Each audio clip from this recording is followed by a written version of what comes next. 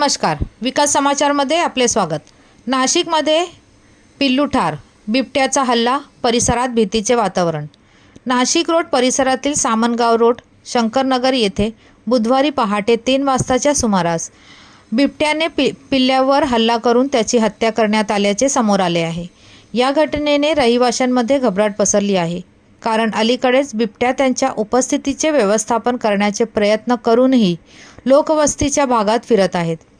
अवघ्या 10 ते 12 दिवसांपूर्वी जेल रोड परिसरातील पंचक शिवारात 7 ते 8 वर्षाच्या मादी बिबट्याला वनविभागाने जेरबंद केले होते।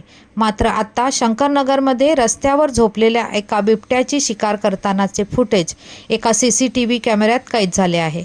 परिसरात बिबट्यांचा वावर कायम असल्याने स्थानिकांमध्ये भीतीचे वातावरण निर्माण झाले आहे। प्रत्युत्तर म्हणून रहिवाशांनी तातडीने विनंती केली आहे की वनविभागाने परिसराची सखोल तपासणी करून पुढील घटना टाळण्यासाठी तात्काळ पिंजरा लावावा। धन्यवाद। वसईहून मी शहनाज शेख, विकास समाचार। चॅनलला लाईक, शेअर, सबस्क्राईब जरूर करा।